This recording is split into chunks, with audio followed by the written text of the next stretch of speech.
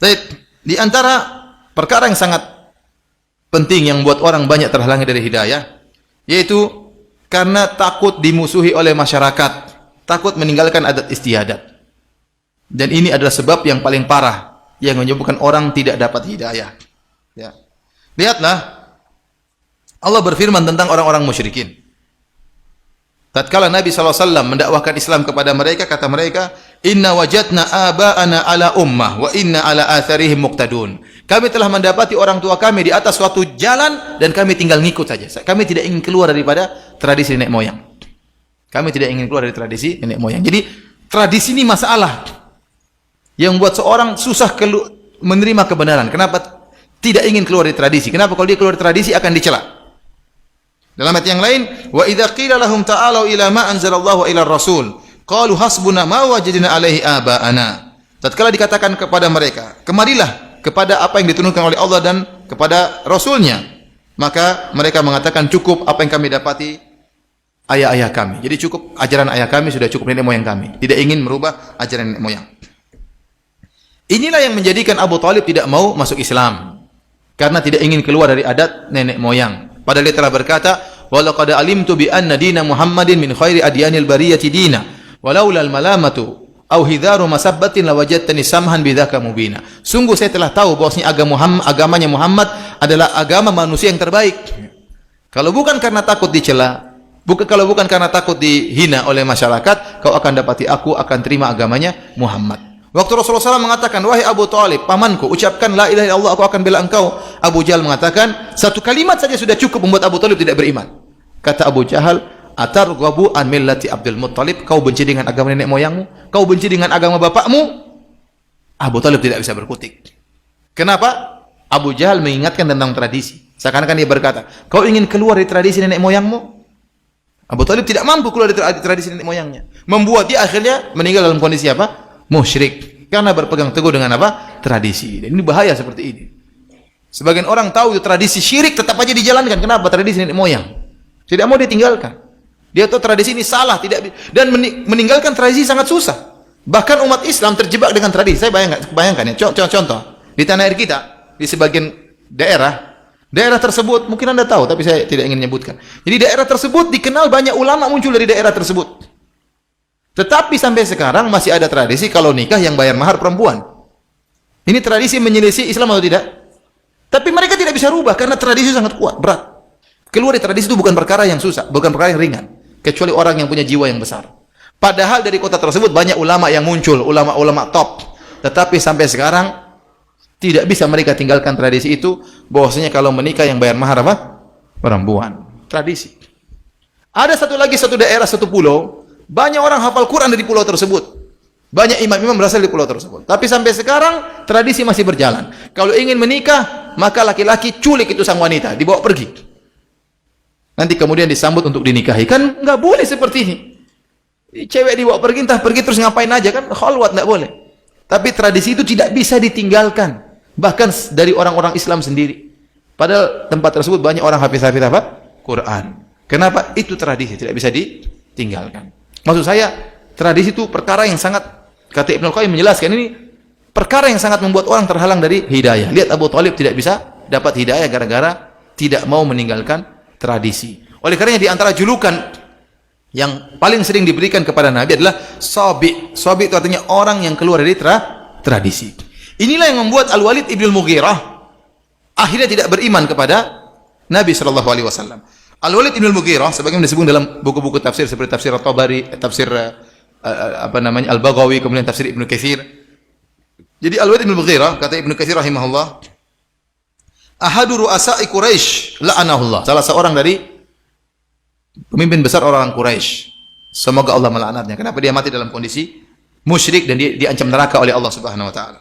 Ibnu Abbas bercerita, dakhala Al-Walid ibn Al-Mughirah ala Abi Bakar bin Abi Quhafah. Fasa'alahu anil Qur'an.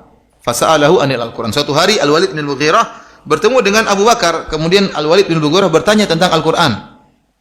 Falamma akhbarahu kharaja ala Quraisyin. Tatkala Abu Bakar membacakan Al-Qur'an kepada Al-Walid bin Al-Mughirah, maka Al-Walid bin Al-Mughirah ini pun keluar bertemu dengan orang-orang Quraisy, dengan kaumnya. Kemudian dia berkata, "Ya ajaban lima yaqulu Ibnu Abi Kabsyah. Fa wallahi ma huwa bi syi'rin wala bi sahrin wala bi hadi minal junun." Kata dia, sungguh indah ucapan-ucapan yang dilantunkan oleh Muhammad sallallahu alaihi wasallam. Ucapan-ucapan tersebut, lantunan-lantunan tersebut itu Al-Qur'an, bukanlah perkataan orang gila, bukanlah syair, bukanlah sihir. Karena Walid bin Mughirah pintar, dia tahu ini bukan perkataan sihir, bukan perkataan orang gila, ya. Dan juga bukan perkataan penyair. Wa inna qaulahu lamin kalamillah, dan sungguhnya perkataan itu dari perkataan Allah Subhanahu wa taala. Ya. Tatkala dalam riwayat yang lain mengatakan la halawa wa fiha la talawa, bahwasanya dalam Al-Qur'an yang saya dengar tersebut ada keindahan, ada rasa manis yang saya rasakan waktu saya mendengar lantunan Al-Qur'an tersebut. Maka pembicaraan dia ini didengar oleh Abu Jahal. Abu Jahal bilang, gawat ini.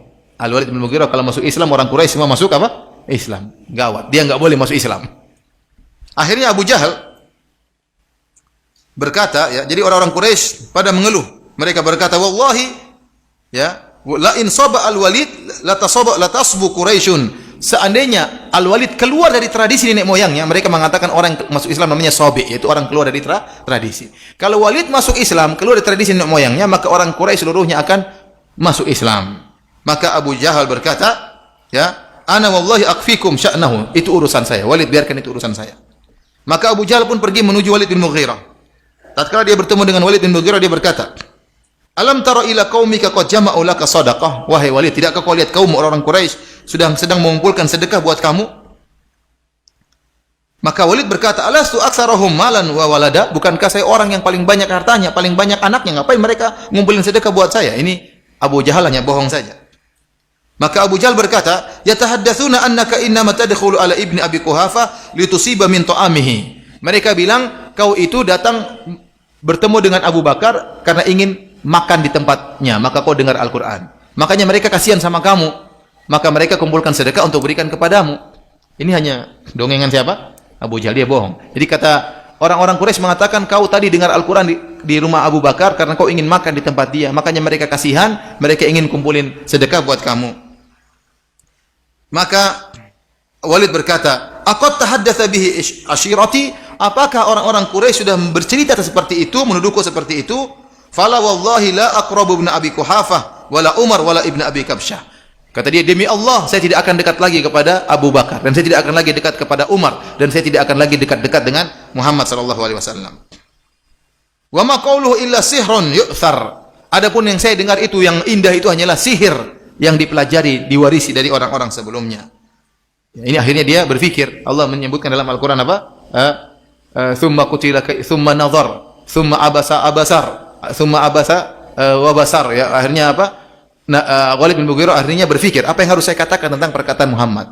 Kalau saya bilang itu syair, maka bukan syair. Kalau saya bilang itu perkataan orang gila, maka bukan perkataan orang gila. Maka dia berpikir, thumma nadhar, thumma abasa wa basar, thumma adbara wastakbar. Faqala in hadza illa sihru yu'thar, in hadza illa qaulul bashar.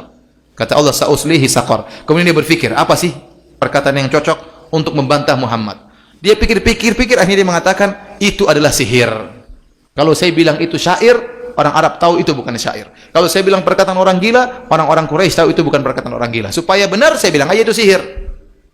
Akhirnya kata Allah, dan saya katakan in hadza ila qaulul bashar, ini bukan perkataan Allah tapi perkataan manusia. Kata Allah, sauslihi saqar, saya akan masukkan Walid bin Mughirah dalam neraka saqar. Akhirnya dia masuk neraka jahanam. Tadinya dia sudah mau masuk Islam, namun karena tidak ingin dicela, tidak ingin dikatakan keluar dari tradisi, akhirnya tidak mau masuk Islam. Oleh karena ikhwani fillah azanillahu wa iyyakum, ya, hal yang sangat berat yang membuat seorang terhalangi dari hidayah, di antaranya berpegang teguh dengan tradisi. Makanya saya ingatkan, ada timbul sekarang istilah Islam Nusantara. Ada istilah timbul Islam Nusantara. Kita maksudnya apa Islam Nusantara? Kalau maksudnya Islam Nusantara, artinya kita mempertahankan tradisi. Kalau ada ajaran Muhammad, kita harus filter dengan ajaran Islam Nusantara, maka ini berbahaya, tidak benar seperti ini. Justru Islam itu datang sejak zaman Nabi Muhammad untuk merubah tradisi. Makanya orang-orang Quraisy tidak mau merubah tradisi mereka. Mereka tetap mempertahankan kesyirikan, mereka tetap mempertahankan kebiasaan mereka karena Muhammad datang untuk merubah tradisi. Seharusnya itu berlaku sampai hari kiamat. Justru kita tradisi di Nusantara ini harus difilter dengan ajaran Muhammad SAW. Bukan sebaliknya, ajaran Muhammad kita filter dengan tradisi apa? Arab. Sehingga timbullah perkataan, nah, kalau jilbab ya pakai kebaya sudah cukup karena ini tradisi. Jangan ikut orang Arab. Jadi seakan-akan Islam itu apa? Arab ya.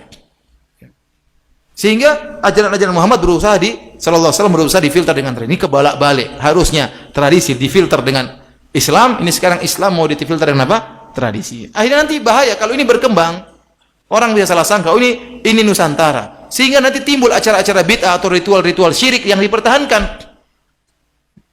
Kalau ada Islam yang melarang ditolak. Oh enggak, ini ritual, enggak bisa. Islam tidak boleh melarang ini karena ini sudah tradisi kami. Ini yang bahaya seperti itu. Mempertahankan Nusantara padahal banyak tradisi yang baik, enggak apa-apa. Tapi kalau tradisi yang salah harus dirubah. Jangan Islam yang ditolak untuk mempertahankan tradisi yang salah. Ikhwani fillah wa fiddin azanillahu wa ikum, tadi kita sudah jelaskan tentang penghalang-penghalang hidayah. Adapun sebab-sebab untuk meraih hidayah maka sangat banyak ya, tapi tidak akan kita bahas ya. Ya, karena terlalu panjang kalau kita bahas. Tapi intinya Allah mengatakan sebab hidayah yang paling utama berdoa kepada Allah Subhanahu wa taala. Ya. Dan kita sering berdoa dalam salat kita, ihdinas siratal mustaqim. Ya Allah, berikanlah aku petunjuk jalan yang lurus. Ini di antara sebab utama seorang dapat hidayah. Sampai wajib bagi kita setiap salat baca firman ini. Ihdinas siratal mustaqim. Yang jadi masalah adalah hati kita tatkala kita membaca doa ini. Dan kita tahu bahwasanya kalau hati yang lalai tidak akan dikabulkan doanya oleh Allah Subhanahu wa taala. Kata Nabi sallallahu alaihi wasallam, fa innallaha la yastajibu du'aan min qalbin ghafilin lahin. Allah tidak akan mengabulkan doa dari orang yang hatinya lalai. Saking kita hafal Al-Fatihah dengan lancarnya, mau kita sambil mikir matematika bisa baca Al-Fatihah.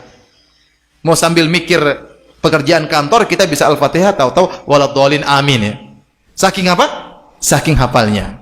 Sehingga tatkala kita mengucapkan ihdinas shiratal mustaqim, tidak ada kehadiran hati, ini jadi masalah.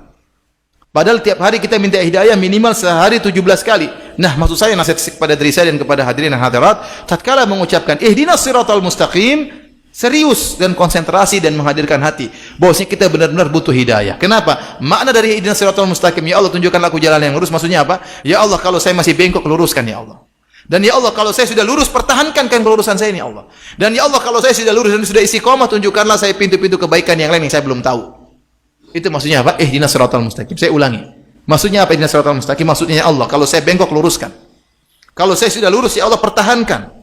Kalau saya sudah lurus dan sudah saya pertahankan, ya Allah bukakan lagi pintu-pintu kebaikan yang lain yang saya belum tahu. Masih banyak perkara baik-baik yang belum saya tahu dan belum saya kerjakan. Itu maksudnya ihdinas shiratal mustaqim. Jadi doa yang paling penting agar mendapatkan apa? Hidayah.